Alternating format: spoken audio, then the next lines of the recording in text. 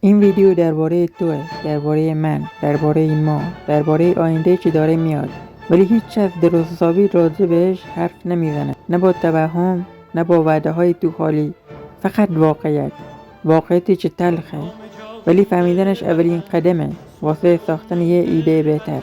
بیا ببینیم ایران واقعا به کجا داره میره. همچو مهر جاودان وطن هستی من، شور و سرمستی من، جلوه کن در آسمان.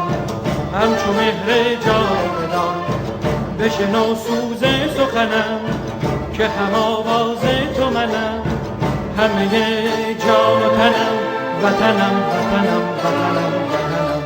بشنو سوز سخنم، که نواگر این چمنم. همه جان و تنم وطنم، وطنم، وطنم، وطنم.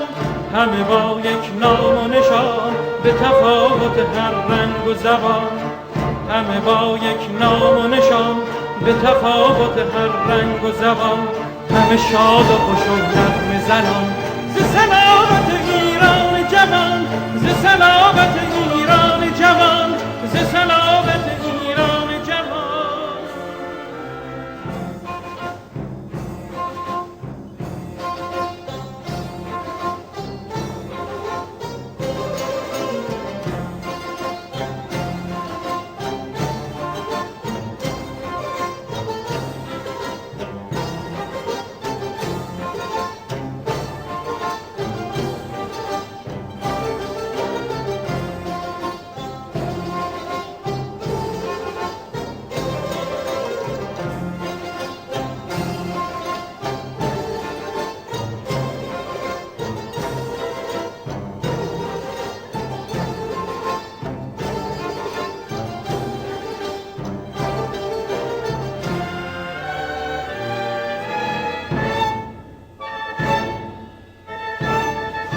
همه اینا یعنی پایان؟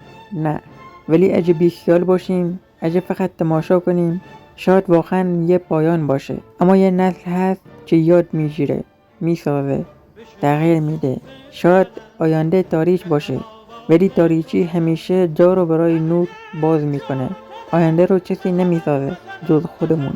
پس اگه واقعیت رو دیدی، وقتشه که کاری هم براش بکنی. شاید باورتون نشه، ولی ساعتها واسه این ویدیو وقت گذاشته شده. پس ممنون میشم با لایک کردن و یک کامنت قلب گذاشتن زیر این ویدیو بهم انرژی بدین که این وقت رو بشوره ببره. ازتون ممنونم که تا آخر دیدین.